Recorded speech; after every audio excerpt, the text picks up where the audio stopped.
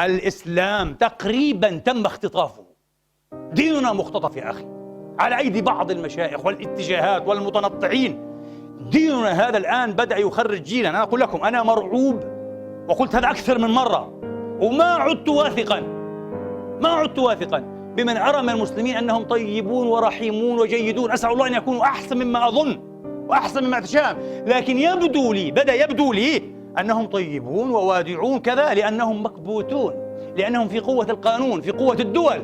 لكن حين ترتفع سطوة الدول كما في العراق، كما في سوريا اليوم، كما في أي مكان، يا رجل ترى وحوشا، ناس تقطع الرؤوس، أطفال يعلمون كيف يقطعون الرؤوس مع التكبير دائما. يا أخي لا تكبروا، كرهتوا الناس في دين الله تبارك وتعالى. أكباد تؤكل، قلوب تؤكل وتمضغ، والله أكبر ما شاء الله. بالأمس الحادثة أمرضتني هذه التي أيضا في بريطانيا، للأسف قطعوا هذا الجندي. أنا لم أستطع أن أتابع، لكن سمعت أحدهم قال لي حسبنا الله ونعم الوكيل. يا أخي حسبنا الله ونعم الوكيل، وحسبنا الله في مشايخنا وعلمائنا الذين بثوا ولا يزالون يبثون روح الكراهية، يكرهون المسلمين بعضهم في بعض، يكرهون المسلمين في العالمين، كأن دين رسالته نشر الكراهية.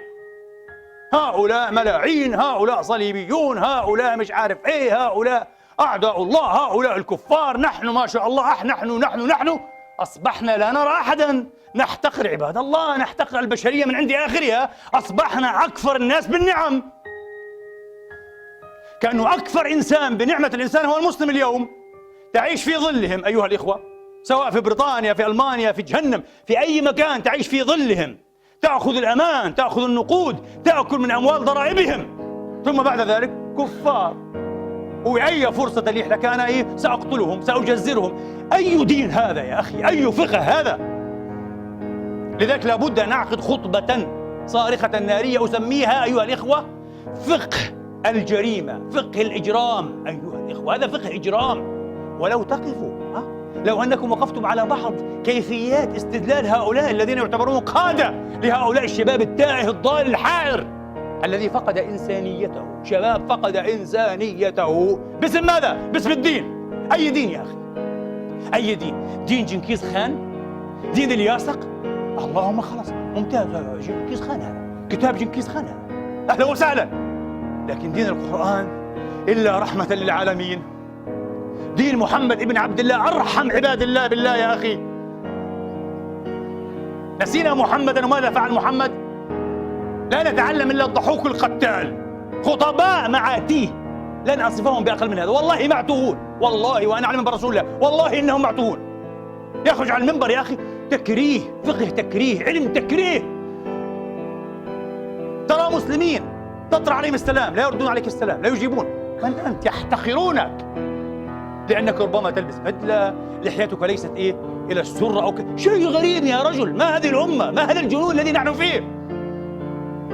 وانتظروا فقط كما قلت لكم أن ترتفع أو تنفرج قليلا، تخف قبضة السلطة في أي مكان عن هؤلاء المسلمين حتى تروا ماذا يفعل بعضهم ببعض.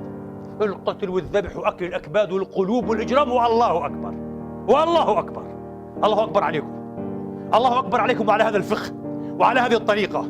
اللهم إنا نبرأ إليك من هؤلاء ونسألك الهداية لهم وأن تسلك بهم سبيل المحسنين، فقد أساءوا إلى أنفسهم وإلى الدين، أساءوا إلى الدين وإلينا وإلى محمد رسول رب العالمين. والله أساءوا إلينا كثيرا، أساءوا إلى دين محمد. يا إخواني إحنا الحمد لله عايشين هنا في أوروبا واذعين مطمئنين موفورين بفضل الله، والله العظيم لا يعتدى علينا لا من سلطة ولا من شعب. الشعب الكافر، السلطة الكافرة، الملاعين،